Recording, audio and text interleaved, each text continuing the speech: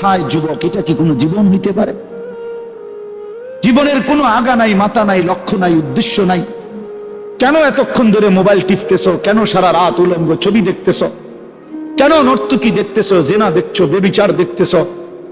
এক ওয়াক্ত নামাজ পড়ো না, কোনদিন ফজরের নামাজ পড়ো না।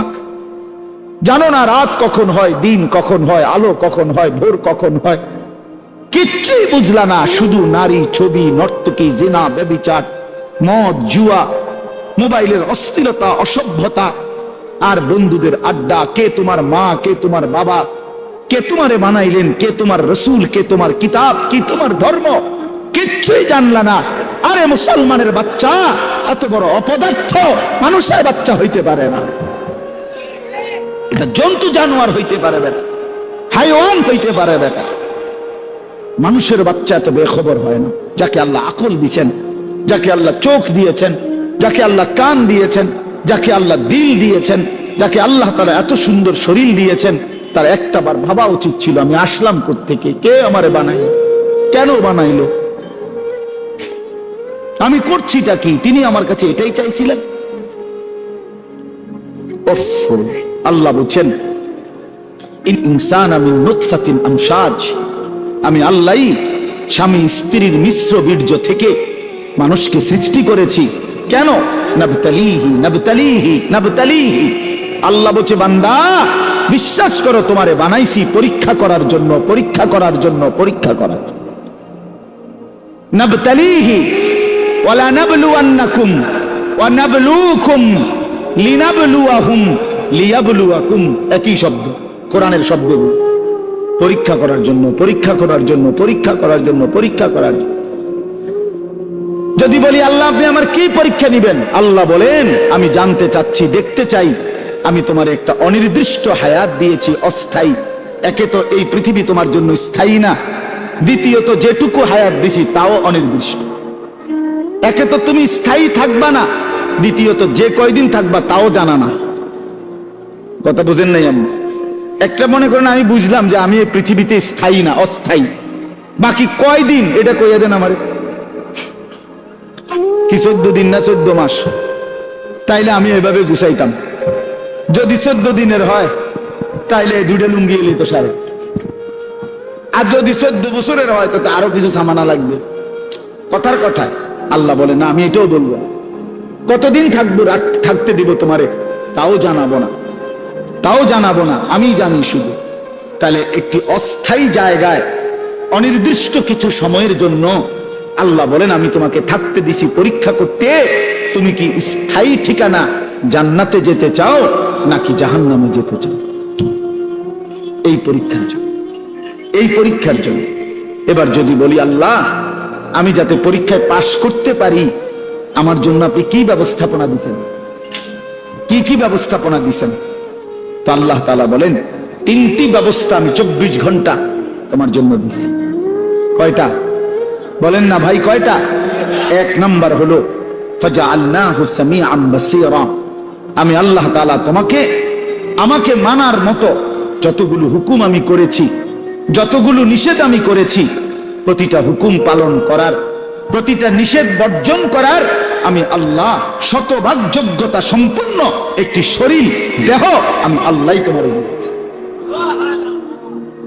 একটা হুকুম এমন নাই বন্ধু যেটা আমার শরীরের মধ্যে সক্ষমতা নাই অথচ আল্লাহ করতে বলছে।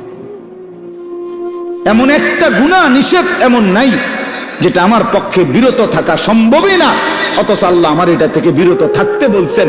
আল্লাহর কসম এমন কোন হুকুম মালিকের নাই। আল্লাহ তাআলা জুলুম করে না। ইন্নাল্লাহা লা ইয়াজলিমু মিসকালা যাররাহ, নিশ্চয়ই আল্লাহ তাআলা এক বিন্দু জুলুম করে না। মনে করেন আমারে আল্লাহ বলছে রুকু দিতাম, এখন আমার কোমরই বাঁকা হয় না, তাইলে আমি বলতাম যে আপনি আমার দেখতেছেন আমার কোমরটাই ভাঙে না, আপনি আমারে রুকু করতে বললেন, এটা তো জুলুম করলেন। এখন কি বিষয়টা এমন? কথা বলেন না কেন? আমারে আপনি সেজদা দিতে বললেন, আমি তো নিচের দিকেই যাইতে পারি না, আমার বানাইলেন তাল গাছ, আমারে বললেন সেজদা দিতে, তাইলে না এটা জুলুম হইতো।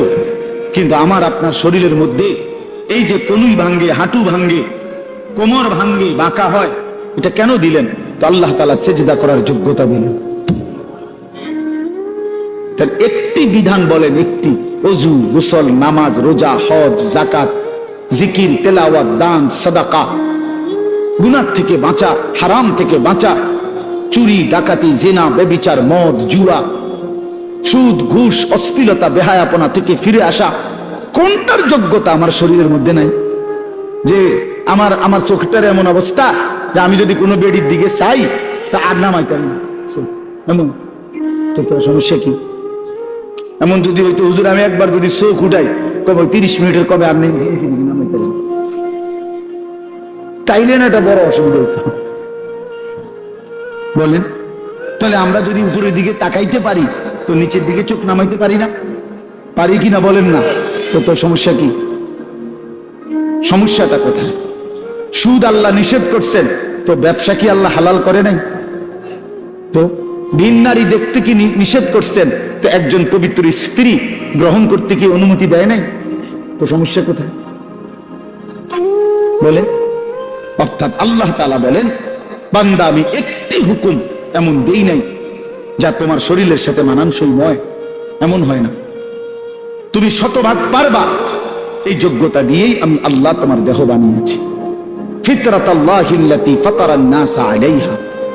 2 নম্বরে আল্লাহ বলেন, ইন্না হাদাইনাহুস সাবিলা। এটার মধ্যে 2টা, 2 এবং 3। আল্লাহ তাআলা বলেন, তোমারে আমাকে মানবার যোগ্যতা সম্পন্ন একটি শরীর যেমন দিয়েছি, এবার আমি আল্লাহ দ্বিতীয় এবং তৃতীয় 2টা ব্যবস্থা করছি। একটা হলো তোমারে বুঝাইবার জন্য 24 ঘন্টা আমি আল্লাহ এক জামানা নবী রাসূল, এরপরে নবী রাসূলদের পরবর্তীতে উলামায়ে কেরাম সর্বযুগে তোমার সামনে রাখছি, যারা তোমার আখিরাতের রাস্তা, পরীক্ষায় উত্তীর্ণের রাস্তা, জান্নাতের রাস্তা বুঝায় দিবে, বলে দিবে এমন উপযুক্ত রাহবার, পথ প্রদর্শক, এমন উপযুক্ত আলেমে দ্বীন আমি আল্লাহ তোমার জন্য রেখেছি। বলেন, এখানে একজন বয়স্ক লোক বলেন, আজ থেকে 30 বছর আগে, 50 বছর আগে আপনি শুনছেন যে 1 বছর এরকম হয়েছে, সকালে উঠতে মানুষে দেখছে যে দেশে কোনো হুজুর নাই? 1990 সালে এরকম একবার হয়েছে, হ্যাঁ কথা বলেন। 1986 সালে একবার এরকম হয়েছে নাকি? এমন ঘটনা ঘটছে কখনো? না, ঘটে নাই। এমন ঘটনা ঘটে নাই। আল্লাহ তাআলা তার জমিনে তার প্রতিটি বান্দাকে বুঝাবার জন্য উপযুক্ত আলেমে দ্বীন এই জমিনের মধ্যে রেখেছেন। 3 নাম্বার হলো আল্লাহ তাআলা বলেন, আমি বুঝবার জন্য তোমার সামনে 24 ঘন্টা সর্বসময় আমার আসমানি কিতাব কোরআন তোমার সামনে রেখেছি। তাইলে তোমারে মানবার মতো যোগ্যতা সম্পন্ন একটা শরীর দিছি, তোমারে বুঝাইয়া বলার জন্য নবী রাসূল এবং উলামায়ে কেরাম দিয়েছি, তোমারে বুঝবার জন্য কিতাব দিয়েছি, এরপরেও বান্দা কেন পারলাম? কি উত্তর দিবেন তখন? বলেন ভাই, বলেন বাপ, কি জবাব হবে তখন আমাদের? আমরা কি বলবো তখন? 2টা প্রশ্ন আল্লাহ এবং রাসূল হাসরের ময়দানে করবে। একটা হলো দুনিয়াতেই করছে আল্লাহ, এটা কোরআনে আছে, ফাবি আইয়ি হাদিসিন বাদাহু ইউমিনুন। আমি নিয়মিত বলি এই কথাটা, কোরআন শরীফে আছে, আল্লাহ বলছেন, বান্দা আমি 23 বছরে 30 পারা কোরআন নাজিল করেছি। আমি আল্লাহ আমার সর্বশ্রেষ্ঠ কালাম তোমাদের জন্য দিয়েছিলাম। আমি এক একটা কথা বান্দা বারবার এই কোরআনের মধ্যে বলছি, আকিমুস সালাহ, আকিমুস সালাহ, আকিমুস সালাহ, আকিমুস সালাহ। বান্দা তুমি জানো আমি 80 বারের চাইতে বেশি তোমারে বলছি নামাজ পড়ো, নামাজ পড়ো, নামাজ পড়ো, নামাজ পড়ো। এত শ্রেষ্ঠতম কিতাব বললাম, 30 পারা কোরআন দিলাম, এতবার বললাম। আল্লাহ জানতে চাইছে কোরআনে, বান্দা এরপরে আর কোন কথা বললে, এর চাইতে দামি আর কোন কিতাব দিলে তুই নাফরমান আমার কথা মানতি?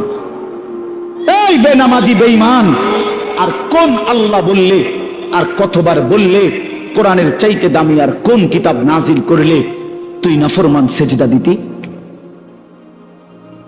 বলেন। আল্লাহ জানতে চাইছে যে আমি আর কি বললে, আমি আর কেমনে বললে বান্দা, আমি আর কতবার বললে বান্দা আমারে মানতা। হায় হায়, ওফ, কোরআনুল কারীমের মধ্যে মোট 89 বার, 8, 9, 89 বার এই কথাটা আছে, ইয়া আইয়ুহাল্লাযীনা আমানু, হে ঈমানদারগণ, হে ঈমানদারগণ, হে ঈমানদারগণ। বিশ্বাস করে 89 বার আল্লাহ ডাকছে, হে আমার ঈমানদারগণ, হে আমার বান্দা, ওই আও না। এতবার বললেন, আর কতবার বললে আমরা আল্লাহকে সেজদা দিতাম? বলেন ভাই আমার ছেলেরা, বলো বাবা। আর কতদিন বললে ফজরের নামাজ পড়তা? খোদার 365 দিনে কোনদিন ফজরের নামাজ পড়ো না, একদিনও না।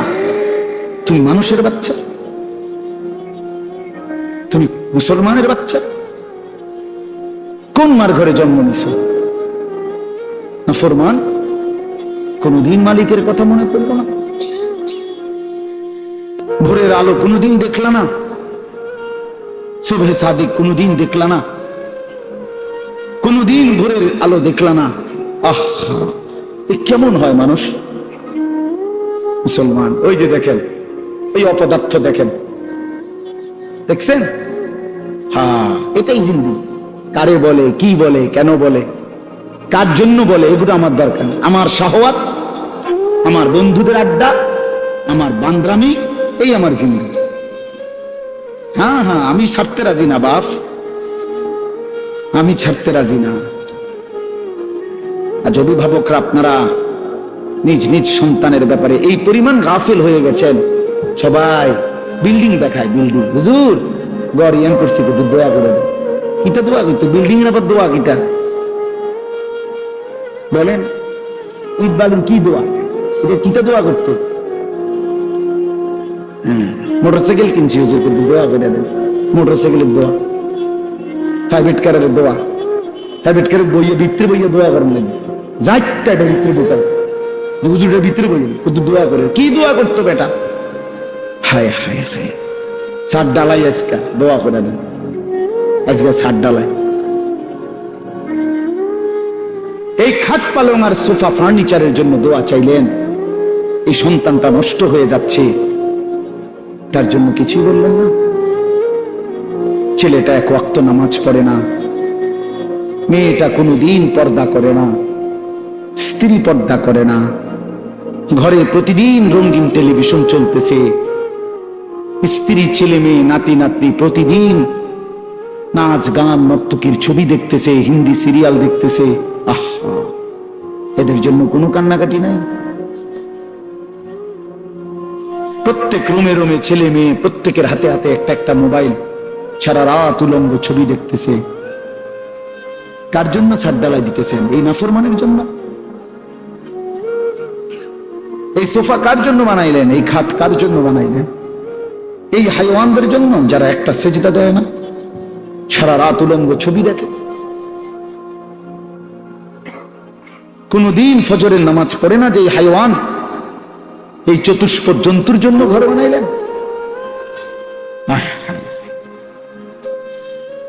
আফসুসের ব্যাপার, আফসুস। আমার রীতিমতো আশ্চর্য লাগে এটা। নিজেরা চলতে ফিরতে তো দেখি এটা, কি পরিমাণ বিরক্ত হই মাঝে মাঝে। কি কয় কয় ঘরের লেগে দোয়া করতো, বিল্ডিং এর লেগে দোয়া, ছাদের লেগে, প্রাইভেট কারের লেগে, মোটর সাইকেল লেগে, প্রায় তো আমাকে জ্বালাতন করে, বুঝছেন না কথা? এগুলোর লেগে তো। সেদিন বাংলাদেশের একজন বড় বুজুর্গ আলেম আছে, হযরত মাওলানা আবুল বাশার মোহাম্মদ সাইফুল ইসলাম, অনেক বড় আল্লাহওয়ালা একজন আলেম। উনি একটা সুন্দর কথা বলছে, যে বলছে, হে ব্যবসায়ী ভাই, তোমার ব্যবসার বরকতের জন্য, ব্যবসার লাভের জন্য তাবিজ তালাশ করতে কত হুজুরের কাছে গেলা। একটা তাবিজ দেন হুজুর, কিছু একটা ঝুলাইয়া রাখতাম দোকানে, যাতে করে ব্যবসায় রুটি রুজিতে বরকত হয়। কিন্তু ব্যবসাটা হালাল না হারাম, আমার এই পদ্ধতিটা হুজুর, এটা জানবার জন্য কোন আলেমের কাছে একবারও গেলা না। বুঝেন নাই কথা? তাবিজের লেগে তো অনেকবার গেলা, কিন্তু হালাল হারামের জন্য, হ্যাঁ, কোম্পানির মাল বেচছে, মাল বেচছে 6 মাস, এখন কই আপনি? এখন কোম্পানি কি দিছে? বিশেষ অফার দিছে, 60 জন 70 জন নারী পুরুষ সবাই মিলে ট্যুরে গেছে। বাহ, কোম্পানি থেকে দিছে, উনি কোম্পানি থেকে বেড়া বেড়ির লগে ঘুরতেছে। এটা শরীয়ত সম্মত? এটা জিগাইলেন না কাউরে? এটা হালাল না হারাম জিজ্ঞাসা করলেন না? হ্যাঁ, লোডার লগে যে বদনা ফিরি লইলেন, বালতির লগে যে জগ ফিরি লইলেন, জিগাইলেন না হুজুর রে, হুজুর এটা হালাল না হারাম? কথা বোঝেন নাই আমার? এটা জিজ্ঞাসা করা দরকার ছিল না? এটা জানা দরকার না? না না না, তাবিজ দেন, তাবিজ। তাবিজ 13টা তাবিজ হুজুর, 13টা দেন। কত করে হাদিয়া? কম 230 টাকা করে গুন্না দেন। হ্যাঁ জান, আমি 30 টাকা করে কম দেন, 200 করে দেন। 13 দুগুণে কি 2600। এই হলো জিন্দেগি আমাদের। আপনারা রাগ হইেন না। অর্থ হলো এই কথা বুঝানো যে আমরা এইভাবে যদি নিজেদের ব্যাপারে, সন্তানের ব্যাপারে, স্ত্রী পুত্র পরিজনের আখিরাতের ব্যাপারে ভুলে যাই, এই ঘর বাড়ি, খাট পালং আর সোফা ফার্নিচারে এগুলো দেখাইয়া আল্লাহর কসম কোনো লাভ হবে না। 20 বছর পরে আমি বললাম, আপনার ঘরের সাজানো ফার্নিচারওয়ালা এই বাড়ি বরাবর আপনার মৃত্যুর 20 বছর পরে আইসা আপনি একদিন কবর থেকে ফেরেশতারে বললা ঘন্টা 2-1 জন্য আপনি বাড়িতে আইসেন, নিজের বাড়িতে। 20 বছর পরে আইসা দেখবেন আপনি যে ঘর ফার্নিচার আসবাবপত্র দিয়ে সাজাইয়া দিয়ে গেছিলেন তার কিছুই আপনার ঘরে নাই। সবগুলো পুরাতন হয়ে যাওয়ার কারণে, মডেল চেঞ্জ হয়ে যাওয়ার কারণে এগুলো ফেলে দিয়ে পরবর্তী জেনারেশন নতুন কিছু দিয়ে ঘর সাজাইছে। আপনি দেখবেন নাই, এগুলো নাই, এই সোফা নাই, আপনার বানানো সেই খাট আর নাই, ওই ফ্রিজ আর নাই, ওই ফার্নিচার আর নাই, এগুলো এখন আর নাই, এগুলো চলে না, এগুলো হালাই দিছে।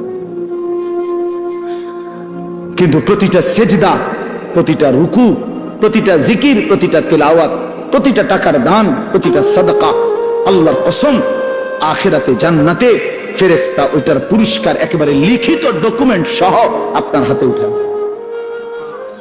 আররাফাহা ইয়ারিফুনাহা, ইয়ারিফুনাহা কোরআন শরীফ আছে। আপনারা আমি এটা বুঝাইয়া কইতে মজা পাইবেন। আপনি বলেন একবার সুবহানাল্লাহ, আবার বলেন সুবহানাল্লাহ, আবার বলেন সুবহানাল্লাহ। এই কয়বার হইল? এই হাসরের ময়দানে ফেরেশতা জান্নাতে এই বান্দাকে বলবে যে ভাই সাহেব, 15ই নভেম্বর 2024 11:36 শাহেদাগুর দারুল মুঈনুল ইসলাম মাদ্রাসার মাহফিলে আপনি 11:36 যখন বাজে তখন একবার সুবহানাল্লাহ পড়ছিলেন, এটা সেই সুবহানাল্লাহর পুরস্কার। এরপরে আপনি দ্বিতীয়বার আরেকবার সুবহানাল্লাহ পড়ছিলেন, এটা দ্বিতীয়বার একটা। এরপরে আরেকটা দিবে, সেটা বলে বলবে এটা তৃতীয়বার একটা। এইভাবে আলাদা আলাদা এখানে আপনার পুরস্কারের মধ্যে, বিনিময় প্রতিদানের মধ্যে আপনার এখানে লেখা আছে একেবারে সন, তারিখ, দাগ নম্বর, BS-CS RS শুদ্ধ লেখা আছে। কুলু ওয়াশরাবু হানিআম বিমা কুনতুম তা'মালুন। রব্বুল আলামিন বলেন, আমার জান্নাতি বান্দা সারা জিন্দেগীর সমস্ত নেক আমলের বিনিময়ে আমার জান্নাতে আরামসে খাও এবং পান করো। কুলু ওয়াশরাবু হানিআম বিমা আসলাফতুম ফিল আইয়ামিল খালিয়া। আল্লাহ জান্নাতি বান্দাকে বলবে, বান্দা দুনিয়ার জিন্দেগিতে যে নেক আমলগুলো করেছো তার প্রতিটা হিসাব করে করে আজকে জান্নাতটা তুমি উপভোগ করে নাও। 100 হিসাব বুঝাই দিবে। জাযাআম বিমা কানু ইয়ামালুন। আল্লাহ বলেন, দুনিয়ার জীবনে যা আমল করেছো বান্দা, জান্নাতে আমি তার পুরোপুরি বিনিময় বুঝায় দেব। লাহুম মা ইয়াশাউনা ফিহা ওয়া লাদাইনা মাজিদ। আল্লাহ বলে, বান্দা জান্নাতে তুমি যা চাইবা আমি আল্লাহ তো তা পুরা দেবই, কিন্তু বান্দা তুমি চাইবাই কয়টা, জানোই কয়টা, চিনোই কয়টা? আমি আল্লাহ তোমার চাওয়া যখন শেষ হবে, ওয়ালাদাইনা মাজিদ, আমি নিজের থেকেও আরো অগণিত কোটি কোটি নিয়ামত দেব। হ্যাঁ, আমি বোকা ভাইবেন নাম করে আমরা দুই চার কলম কইরেই বুঝছি আখেরাত ঠিক আছে। ছেলেরা নিজেরে চালাক ভাইব না, নাফরমান চালাক হয় না। পাপী কখনো চালাক নয়, পাপী বোকা। অসভ্য কখনো চালাক হয় না, বেনামাজি কখনো চালাক হয় না, সুদখোর কখনো চালাক হয় না, হারামখোর কখনো চালাক হয় না, ঘুষখোর কখনো চালাক হয় না, গাঁজাখোর, ফেন্সিখোর, বাবাখোর, ডাইলখোর, ইয়াবাখোর, ফুট্টাখোর, মদখোর, নেশাখোর সে কোনোদিন বুদ্ধিমান হয় না। সে বোকা, আহাম্মক, বলদ বলদ বলদ, বেওকুফ। এটা বেওকুফ। বাটপার তো বাটপারে না, বাটপার শালা কইব কেন? কথা বলেন না কেন? মনে করেন এইতে 3টা কমলা ফসা দিয়া 1 ডজন বেচে লাইছে, 12টা ভিতরে 3টাই ফসা। আমনি করেন মাশাআল্লাহ, সালাক দেখছেন কেমন? না না, হে সিটারে না, সালাক কি? কথা বলেন না কেন? ওই বাটপার, ওই চালাক হবে কেন? 100 গ্রাম গোস্ত কম দিয়া 1 কেজি বেচে লাইছে, হে সালাক, হে বাটপার, হে চিটার। তো চিটার তো সিটারে না, হে চালাক হবে কেন? সুদখোর তো সুদ করে না, হেরে চালাক বলেন কিত্তে নাম? মিথ্যাবাদী তো মিথ্যাবাদী না, ওরে আপনি চালাক বলবেন কেন? কথা বলেন না কেন? চালাক হবে কোন যুক্তিতে? পৃথিবীর কোন অভিধানে লিখছে, কোন ডিকশনারিতে লিখছে? আমি কুমিল্লা ভিক্টোরিয়া কলেজ থেকে মাস্টার্স পাস করছি, আপনি কোন বইয়ের নাম কোন?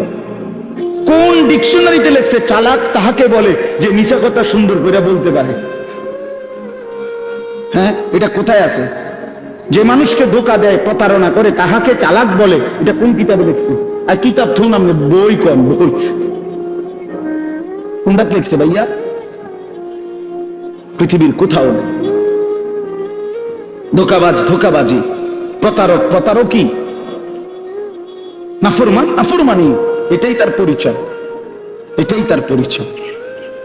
আল্লাহ নবী সাল্লাল্লাহু আলাইহি সাল্লাম বলেন, আল কাইয়িসু মান দানা নাফসাহু ওয়া আমিলা লিমা বা'দাল মাউত। এটাই আমি পড়ছিলাম হাদিস। নবীজি বলেন, বুদ্ধিমান চালাক সে। আল কাইয়িস, সৌদি আরব থাকেন বা থাকছেন এমন আছেন নি কেউ? হাত উঠান। প্রবাসী প্রবাসী, এই যে আরব দেশে, গালফে ছিলেন বা আরবে, এই ওইখানে আপনার কোয়াইস কয়, কোয়াইস কোয়াইস, এই কোয়াইস মানে কাইয়িস, চালাক চালাক, বেড়া, বুদ্ধিমান, কোয়াইস। এই কোয়াইস মানে এটা গ্রাম্য আরবি বয় আর কি, মানে আল কাইয়িস অর্থ হলো বুদ্ধিমান, চালাক। আল্লাহ নবী বলেন, আল কাইয়িস বুদ্ধিমান সে, চালাক সে, মান দানা নাফসাহু যে তার নিজের হিসাব রাখে, ওয়া আমিলা লিমা বা'দাল মাউত এবং মৃত্যু পরবর্তীর জন্য আমল করে। এজন্য বাপ, রাত গভীরে আমি আর দেরি করতে চাই না। আমার উদ্দেশ্য এই কথাটা বোঝানো, মৃত্যুকে যে বোঝে, মৃত্যুর ফিকির যে করে, আখেরাতকে যে চেনে, কবরকে যে চেনে, আখেরাতের জিন্দেগি যে বুঝে, আল্লাহর কসম সে বুদ্ধিমান।